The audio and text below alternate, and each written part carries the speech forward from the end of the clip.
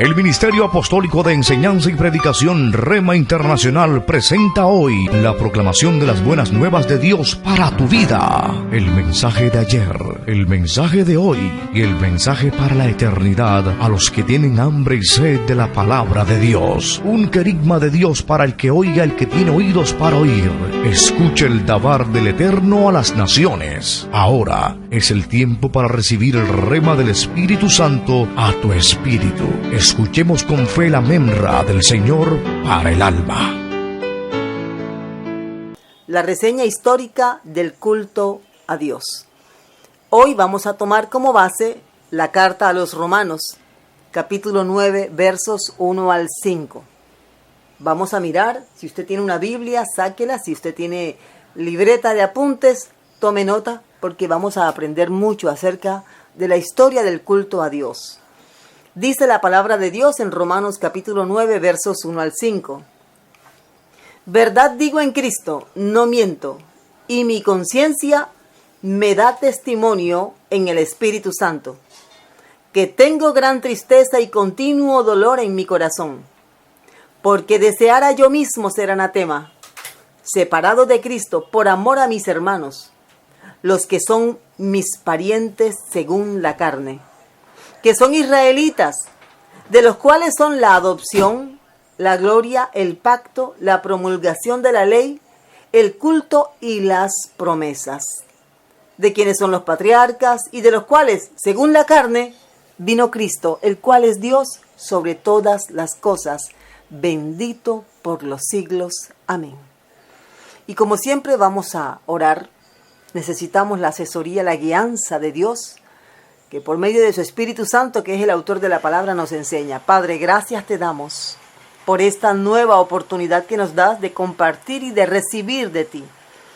Gracias por lo que nos has dado y gracias, Señor, por lo que vamos a aprender. Guíanos, enséñanos. Necesitamos tu asesoría, Señor. Ilumínanos, Señor. Y mientras estamos recibiendo, Señor, haz libre de toda cadena de tradición en tu iglesia, Señor. Haz libre, te lo rogamos en el nombre poderoso de Jesús. Haz libre de todo culto pagano, de toda huella espiritual pagana, Señor, a tu iglesia. Haz libre, Señor, a tu iglesia de todo culto muerto, de todo culto tradicional, de todo culto mundano. Te lo rogamos, Padre, en el nombre de Cristo Jesús. Y ayúdanos a entender lo que tu palabra y la historia nos narra acerca del culto, para rendir homenaje de adoración a tu nombre, como tú esperas que nosotros rindamos a ti, a tu nombre. Gracias, Padre, en el nombre de Cristo Jesús. Amén. Amén y amén. Reseña histórica del culto a Dios. Empecemos aquí con lo que nos contó o nos escribió el apóstol Pablo, el amado apóstol Pablo, acerca de Israel. Él viene en esta carta hablando de varios temas. Ha hablado acerca de la enseñanza, de la salvación, de diferentes formas. Pero ahora se va a remitir a la salvación del pueblo de Israel. Esta carta es muy importante, porque es una carta soteriológica, o sea, una carta que habla acerca del estudio de la salvación.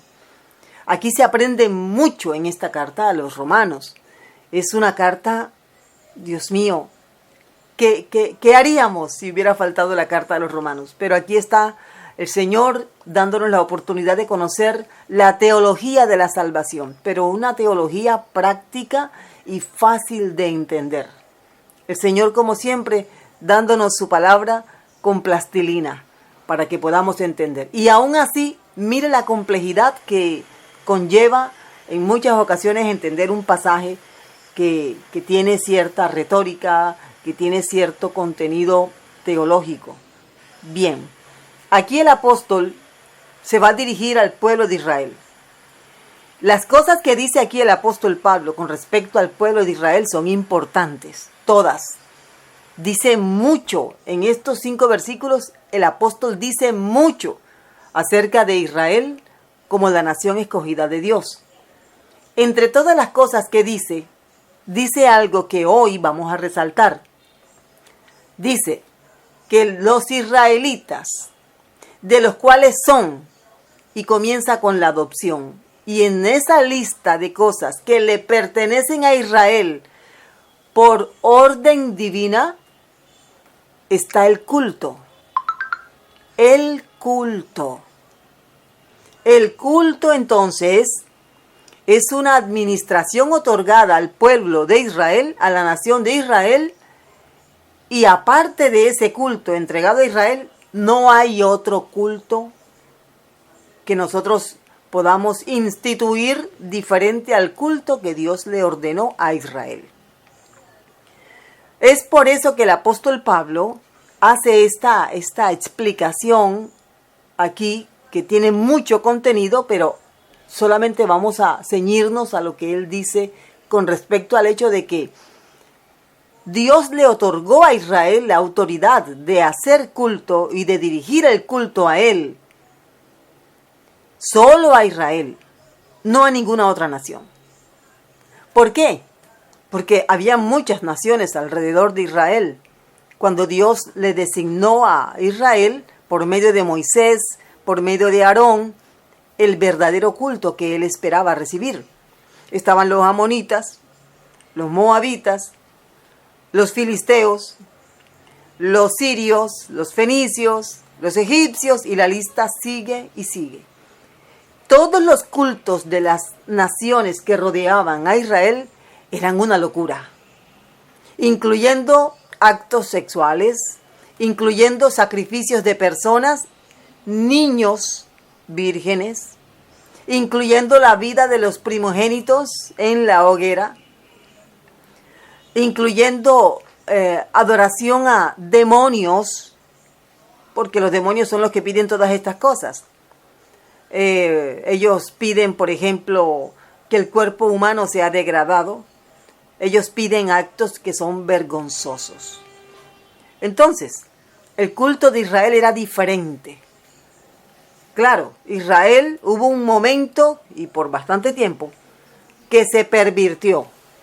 Llegó a tocar fondo, como decimos, para tratar de aclarar la gravedad del culto que estaba ofreciendo Israel, contaminado por las naciones paganas.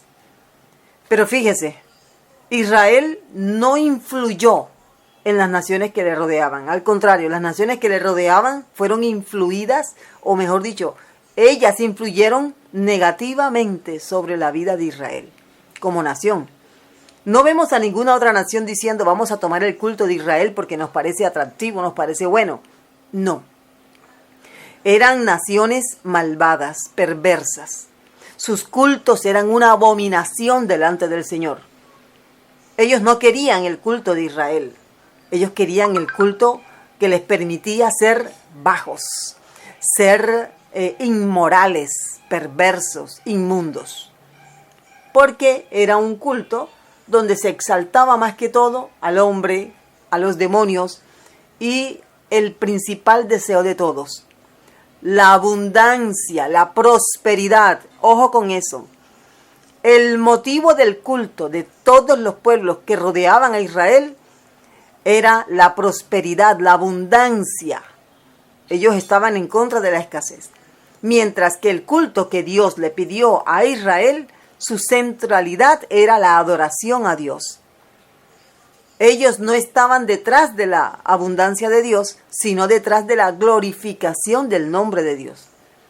Entonces, por eso es que Israel siempre fue y será, hasta que el Señor venga, un pueblo muy atacado por sus enemigos, y los enemigos cercanos y enemigos lejanos. Hasta el día de hoy usted puede darse cuenta a través de las noticias cómo Israel está siendo rodeado, amenazado, atacado, de todas las formas posibles. ¿Por qué? Porque Israel es la única nación que recibió de parte de Dios la ordenanza de hacer culto. Un culto real, un culto que exalte el nombre del Señor. Cuando Israel ahora reconoce o digamos que aquellos que reconocieron a Jesús como Señor y Salvador, la iglesia naciente, adopta el culto del mismo culto que Dios le había instituido a Israel.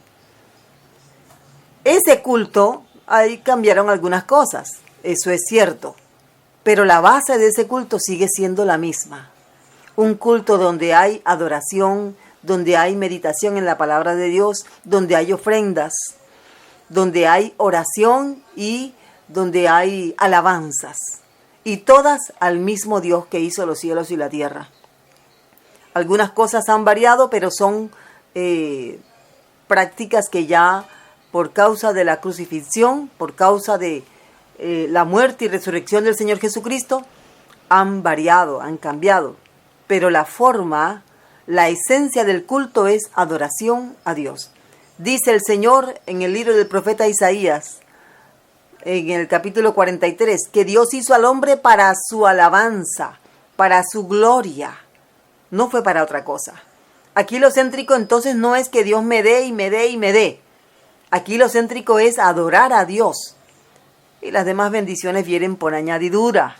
Así lo dijo Jesús. Ocúpense del reino de Dios y su justicia, y las demás cosas vendrán por añadidura.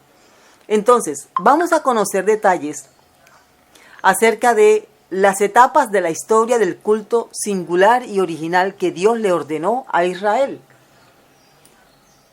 En primer lugar, el contexto histórico del culto a Dios.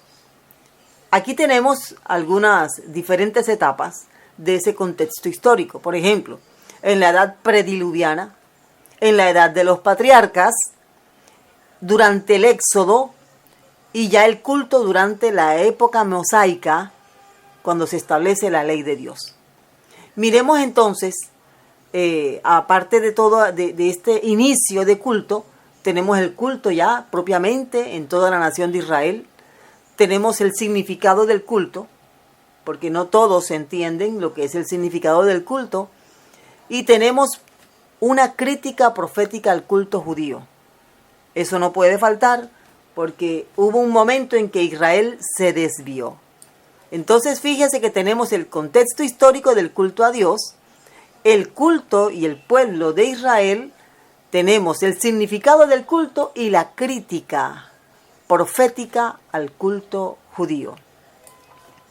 Miremos entonces el contexto histórico del culto a Dios. Según Génesis 4:26, se nos enseña que en la época antes del diluvio ya se adoraba a Dios colectivamente.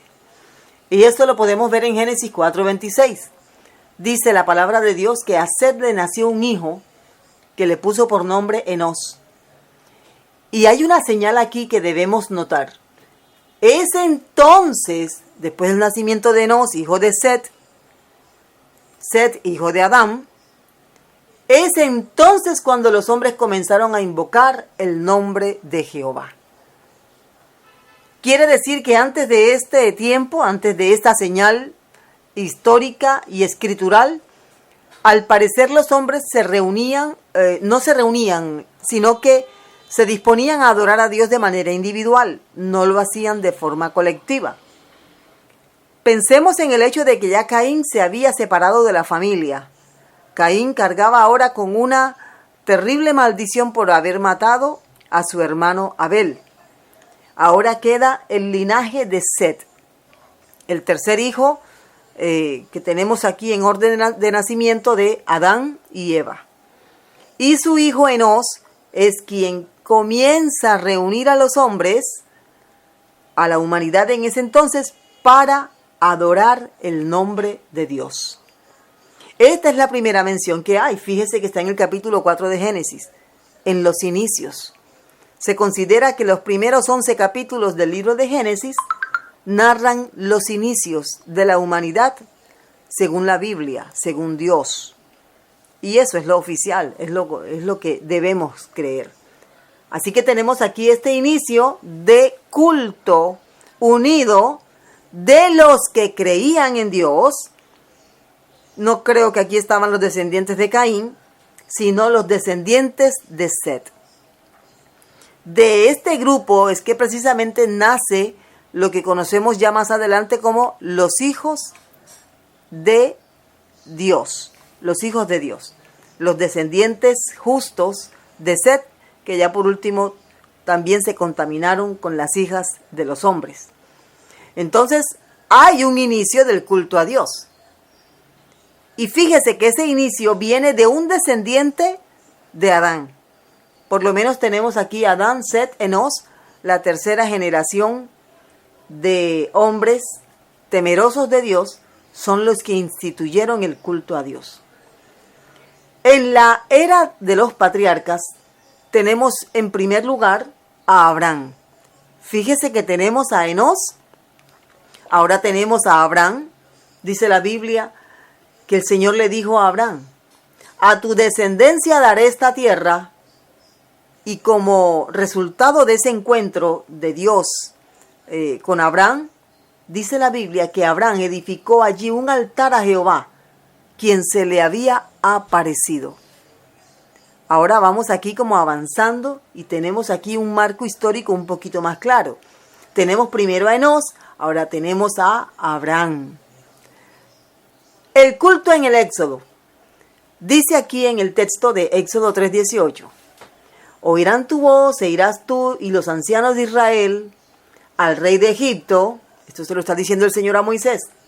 Y le diréis: Jehová, el Dios de los hebreos, nos ha encontrado. Por tanto, nosotros iremos ahora camino de 3 días por el desierto, para que ofrezcamos sacrificios a Jehová nuestro Dios.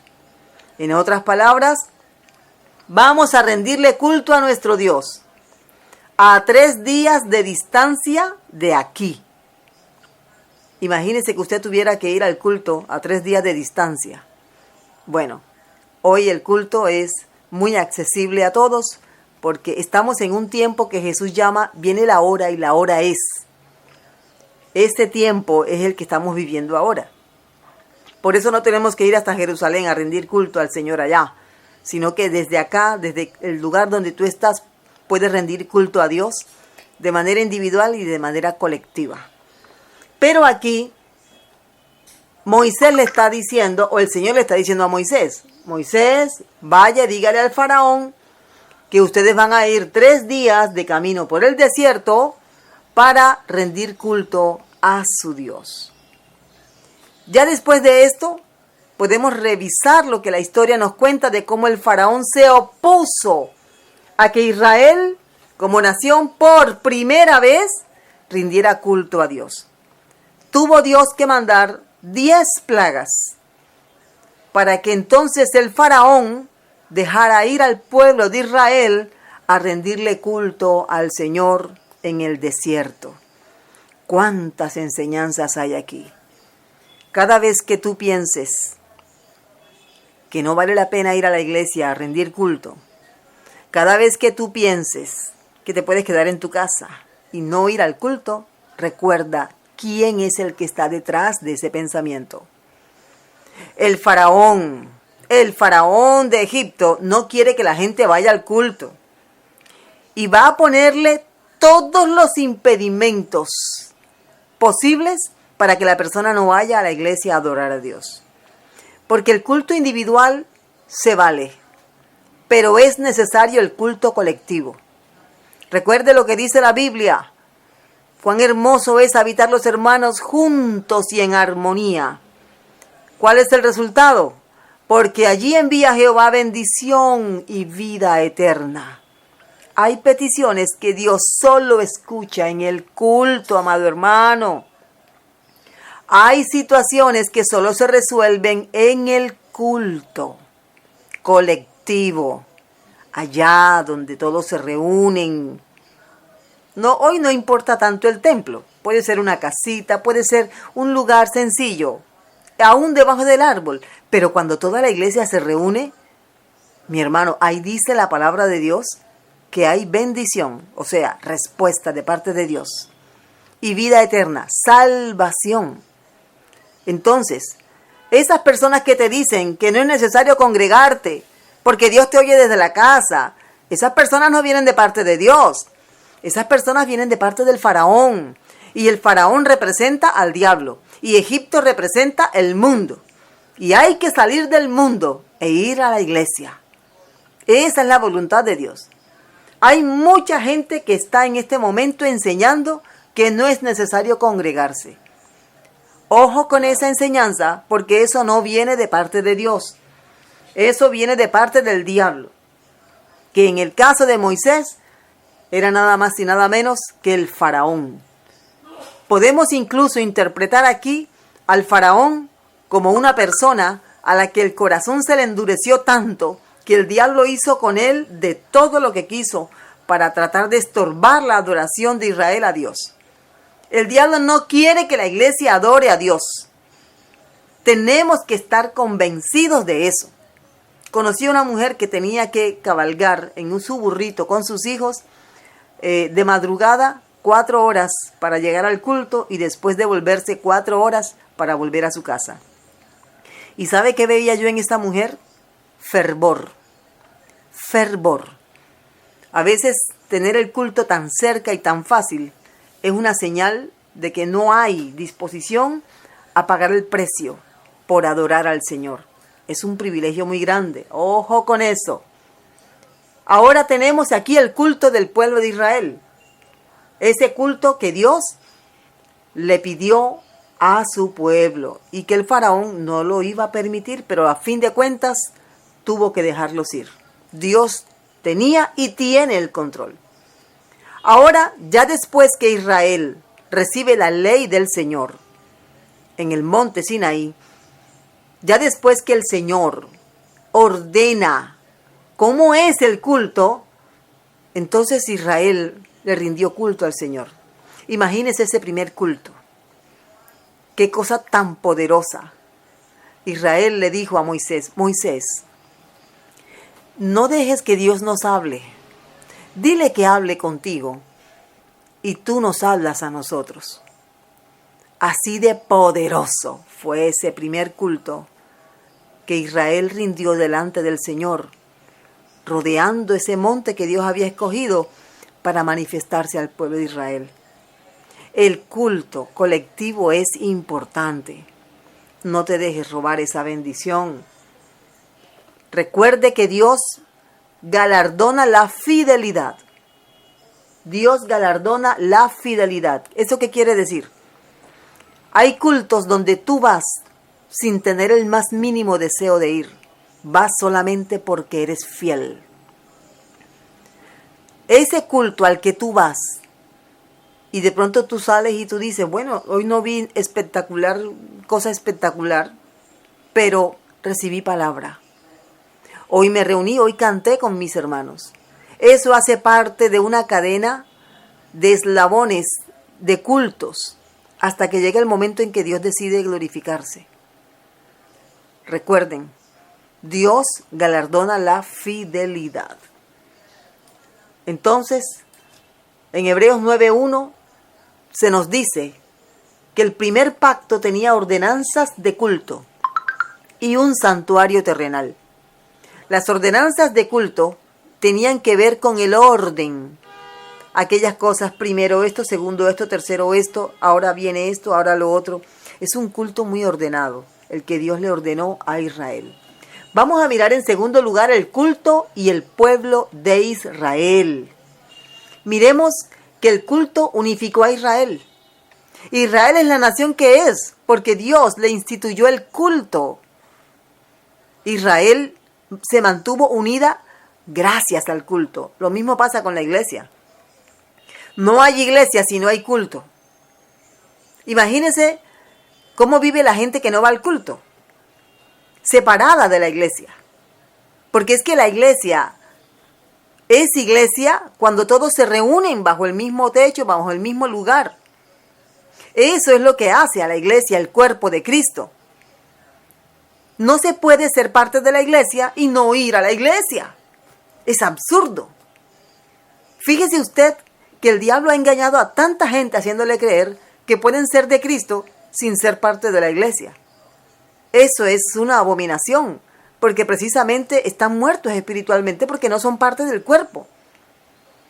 Imagínense que pudiéramos, las personas que pierden una mano, un dedo, meten en hielo la extremidad cortada, que tiene que ser un dedo, algo, no puede ser tan grande, de pronto hasta una pierna, pero no puede permanecer mucho tiempo separado del cuerpo porque ya después no pueden volverlo a unir.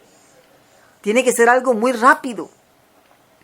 Y eso, esa unión de esa extremidad cortada accidentalmente, para volverse a unir, eso requiere de mucho tiempo de ajuste, terapia, etc. Es importante el culto colectivo. Entonces, Israel es nación porque Dios les dio el culto. Sin el culto, Israel no existiría. En el canon bíblico se debía reconocer el culto de Israel para reconocer un libro.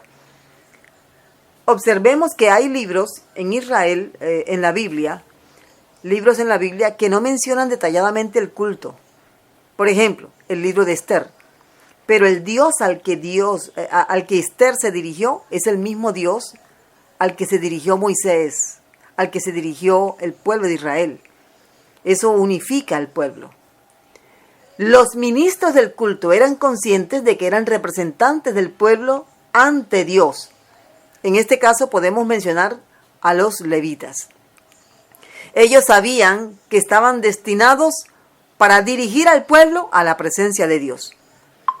Igual acá. A ver, no todo el mundo es apto para dirigir un culto colectivo donde se va a adorar a Dios para que Dios se manifieste y Dios sane y Dios envíe vida eterna. Las personas que dirigen el culto a Dios deben ser personas elegidas, personas capacitadas, personas que saben que son el medio por el cual Dios se va a manifestar al pueblo y por el cual también el pueblo va a llevar su adoración a Dios. Esa persona que hace como de sacerdote. Un sacerdote, su labor es mediar entre Dios y entre el pueblo y Dios. No podemos entonces poner a cualquier persona a dirigir un culto colectivo donde hay tanto en juego, donde incluso el diablo quiere meterse y quiere hacer daño. Ahora recuerdo el caso de una persona que no sabía de estas cosas, pero tenía mucho entusiasmo. Así que le permitían cantar y él cantaba y, animaba mucho a la congregación hasta que se manifestó un demonio en pleno culto. Y la persona no sabía qué hacer. La persona que estaba poseída cayó al suelo y comenzó a gritar y quería como quitarse la ropa. Y el que estaba dirigiendo el culto no sabía qué hacer. Y los que estaban cantando tampoco sabían qué hacer. Porque es que la persona que dirige el tiempo de la adoración es responsable de todo lo que pase en el culto. No es el que está sentado en la banca. Es la persona que preside, la persona que dirige el culto. Es la persona responsable. Y debe saber qué hacer en cualquier situación que se presente durante el culto. Por lo tanto, no puede ser cualquier persona. Debe ser una persona que se ha llenado de Dios, una persona que se ha capacitado y sigue formándose para servirle al Señor con excelencia. No puede ser cualquiera. Debe haber un estatuto que enseñe, debe haber un orden, como dijimos ahora según Hebreos 9:1, las ordenanzas del culto. Mire cómo en el libro de Nehemías se habla acerca del orden que había en el culto. Dice aquí Nehemías 12:45, y habían cumplido el servicio de su Dios y el servicio de la expiación, como también los cantores y los porteros, conforme al estatuto de David y de Salomón, su hijo. O sea, David escribió un estatuto, me imagino que debió ser algo bien especial.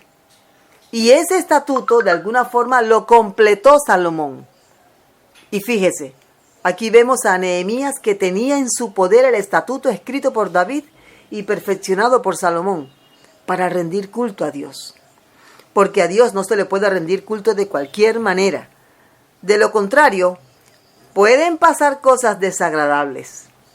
El culto fue ejercido como un ministerio a Dios por una familia específica. En Israel esa familia era la familia de los levitas. descendientes de Leví, tanto sacerdotes como los ministros del altar. Todos eran descendientes de la familia de Leví. Si otra persona asumía el puesto de los miembros de la familia de Leví, había consecuencias. Por ejemplo, ¿recuerdan la vez que trasladaban el arca del pacto de un lugar a otro? Y Usa, que no era de la familia de Leví, trató de acomodar el arca. La Biblia dice que Usa murió porque él no era de Leví, no estaba capacitado. Entonces hay que tener más cuidado en esto. Entre otras cosas, los levitas estaban dedicados durante el tiempo de su servicio al servicio a Dios. O sea, ellos no podían vivir fuera del templo. Vivían allí cerca del altar, porque ese era su oficio, esa era su vida. Hoy se piensa que cualquiera puede dirigir un culto, pero las consecuencias no se hacen esperar. Hay que tener más cuidado con respecto a esto. En tercer lugar, vamos a mirar el significado del culto. El significado del culto es un llamado que Dios hace para tener un encuentro con Él. Amós capítulo 4, verso 12 nos lo aclara. Dios hace un llamado para que todos vayamos al encuentro con Él. También el culto es un momento privilegiado. Dice Isaías 56, 7. Mira el privilegio que se pierden aquellos que deciden no acompañar y servir a Dios en el culto. Yo los llevaré a mi santo monte y los recrearé en mi casa de oración. Sus holocaustos y sus sacrificios serán aceptos sobre mi altar, porque mi casa será llamada casa de oración para todos los pueblos. Esta es una profecía. Esta profecía que después menciona el Señor Jesús cuando hizo limpieza del templo porque lo habían convertido en una cueva de ladrones. Estaba pensando precisamente en este pasaje. Isaías 56, 7. El tiempo del culto a Dios es un tiempo de recreación espiritual. Mírelo. Todo cambia. Hay un encuentro con Dios.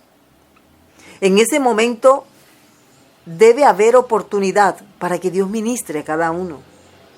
El que llega cansado, afligido, el que viene con esas cargas que ha cargado toda la semana, el que viene enfermo, el que viene angustiado, debe poder encontrar un momento de recreación espiritual delante del Señor. Eso es lo que nos dice aquí.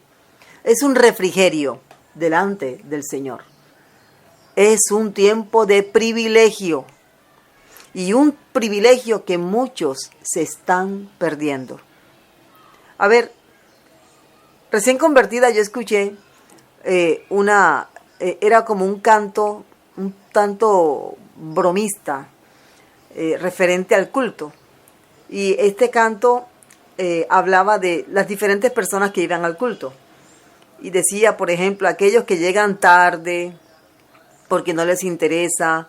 Decía, los que se sientan en la última banca habiendo espacio adelante porque están fríos. Bueno, decía cosas así, dando a entender de que las personas, de acuerdo a su estado espiritual, así deciden llegar tarde o temprano, deciden sentarse adelante, en medio o en la parte de atrás.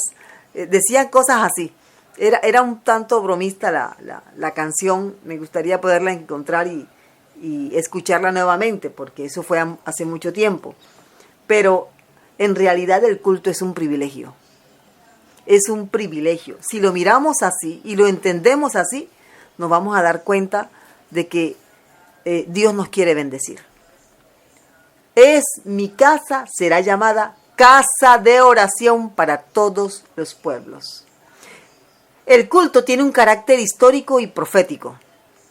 Nosotros hacemos culto y nos unimos a esa historia cultural que comenzó ¿dónde? Allá en Génesis 4:26, acuérdese. Somos parte de una especie de culto histórico. Qué maravilloso es el Señor. Cuando yo menosprecio y deseo hacer otra cosa, en vez de unirme a la congregación que adora al Señor, rompo ese vínculo espiritual que Dios nos ha dado por medio del culto. Mire lo que dice Zacarías 14:16. Y todos los que sobrevivieren de las naciones que vinieron contra Jerusalén subirán de año en año para adorar al Rey, a Jehová de los ejércitos, y a celebrar la fiesta de los tabernáculos. Resulta que el culto hace parte de la profecía, porque el culto nunca va a dejar de ser.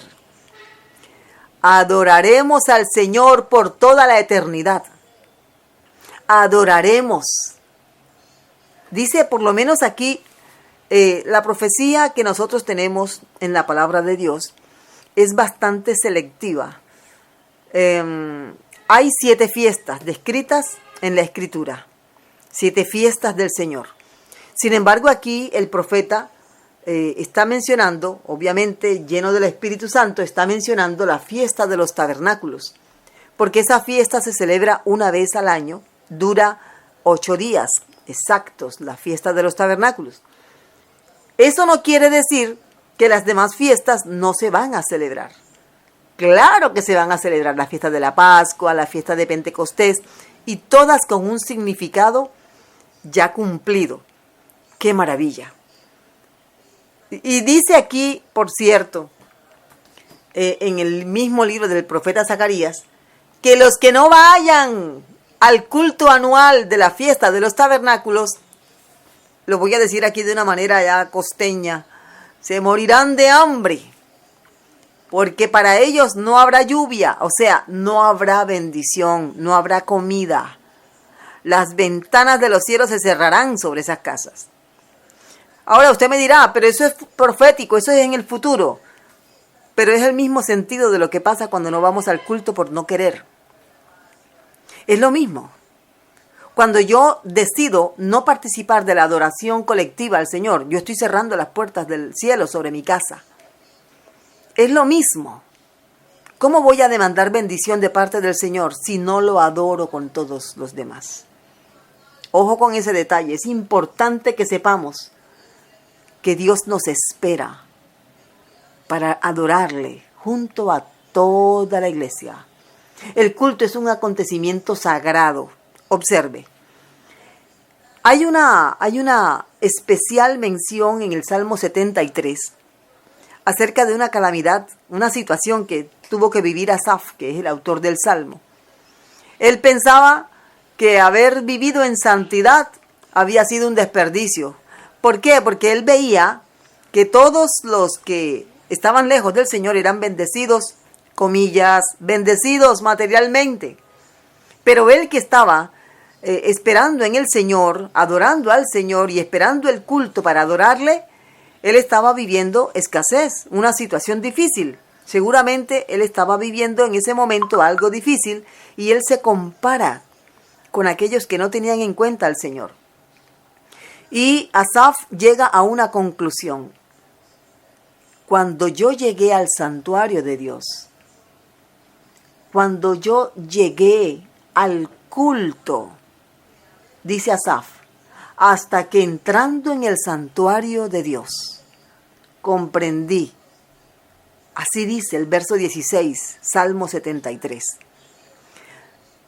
Quiere decir, mi hermano, amado amigo, hay cosas que no vas a entender si no vas al culto.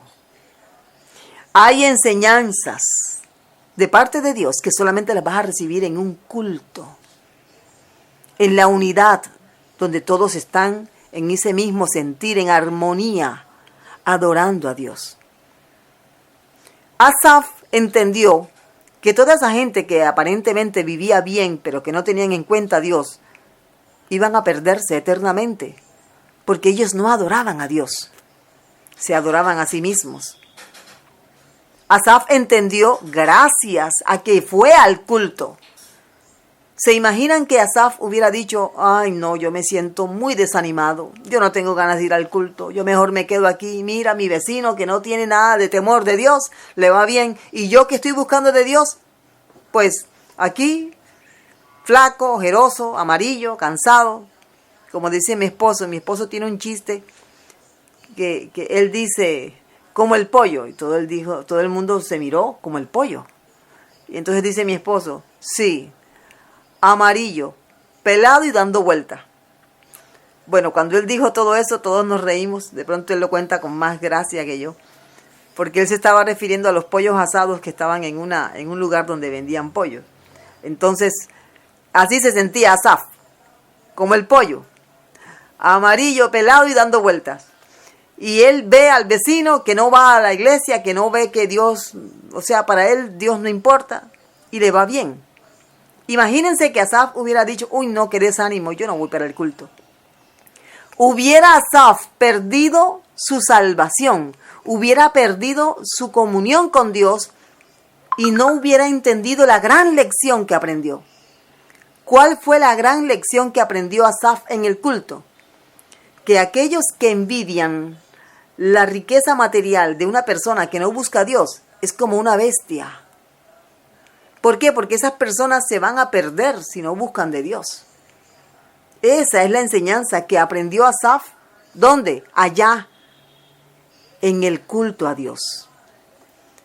Tenemos también aquí que el culto es un memorial comunitario. El culto es una actividad dinámica y espiritual. Juntadme, mis santos, dice el Señor. Él espera que toda la iglesia se reúna. Y por último, miremos la crítica profética al culto judío. Los profetas fueron enviados por el Señor porque el culto ya lo tenía hastiado. Hay una mención aquí muy poderosa en Isaías capítulo 29, verso 13, donde dice el Señor, dice pues el Señor, porque este pueblo se acerca a mí con su boca y con sus labios me honra, pero su corazón está lejos de mí. Y su temor de mí no es más que un mandamiento de hombres que le ha sido enseñado. Esta es la condición de muchas personas que van al culto, pero su preocupación mayor es estrenar un vestido. Son falsos. Ellos se han llenado de una carnalidad, de una grasa. Están llenos de colesterol. Está a punto de darles un infarto espiritual, diría yo, porque están lejos del Señor. Ellos cantan alabanzas para que los vean. Ellos oran públicamente para que los vean, pero en su casa nunca oran. Esta es una crítica tremenda, la que hace el Señor a través de sus profetas. Los profetas criticaron el formalismo y la máscara religiosa. ¿De qué sirve aparentar delante de los hombres? Si al que hay que adorar es al Señor. Entre las cosas que dice el profeta, dice, no me traigáis más vana ofrenda, el incienso me es abominación. En Isaías capítulo 1, del verso 11 en adelante, dice, vuestras lunas nuevas, vuestras fiestas solemnes, las tiene aborrecidas mi alma. La cuestión aquí con este pasaje es, ¿cómo dice Dios? Yo no voy al culto porque todo el que va a ese culto es hipócrita. Yo no voy al culto porque ese culto que me rinden no me gusta. Para mí es abominable. Gente que llega al culto con las manos manchadas en sangre inocente. Gente que llega al culto y después que han hecho y deshecho con su familia. Claro que la Biblia habla de eso. ¿Cómo hace Dios para no ver un culto si Él es Dios? Le toca verlo, le toca escucharlo con desagrado, porque Él es Dios, Él no puede irse de un lugar. Él no puede decir, no voy a escuchar, porque Él todo lo sabe, todo lo ve, todo lo puede. Él es Dios. Y le toca soportar. Por eso es que Él dice aquí, me es abominación, estoy hastiado, le toca. Este es el motivo por el que algunos han perdido la vida ahí en pleno altar, por menospreciar la presencia de Dios. Porque a Dios le toca ver cómo han convertido el culto en un drama, en un teatro, donde la preocupación es entonar bien en vez de agradar a Dios. La preocupación es que tenga el cabello bien arreglado, que el vestido sea nuevo, que aquel que me tiene rabia me vea que yo sí estoy adelante. No, eso a Dios le hastía eso. Concluyamos. Realmente, conocer las raíces históricas del culto cristiano nos ayuda a acercarnos a Dios. El culto que nosotros hoy practicamos no viene de una nación diferente que la nación de Israel. Tenemos que especificar, pulirnos cada día más, rendir un culto que honre al Señor, no solamente exteriormente, interiormente, para que el Señor nos bendiga y nos dé vida eterna. Queremos advertir también que no se puede vivir una vida inconsistente con nuestra adoración. Jesús dijo que Dios busca adoradores en espíritu y en verdad. El pecado no se puede tolerar en aquel que adora a un Dios santo, porque Dios es santo. Vamos a orar. Padre, gracias te damos. Gracias por este tiempo, Señor. Te rogamos, Dios, ayúdanos a rendirte culto de adoración, como tú lo demandas, como tú lo mereces. Ayúdanos, Señor, a acercarnos a ti con temor, reconociendo tu santidad.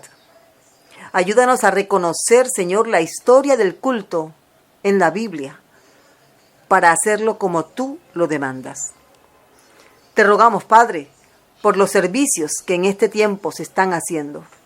Permite que haya unidad, armonía, Señor, para que tú nos des bendición y vida eterna. Gracias, Padre, en el nombre de Cristo Jesús. Amén. El Ministerio Apostólico Rema Internacional pone a disposición esta predicación. Ofrecemos ministración a simposios, seminarios, campañas evangelísticas, educación globalizada sana y de carácter interdenominacional. Escríbanos a ministerioremainternacional@gmail.com o llámenos al celular 316-270-7181.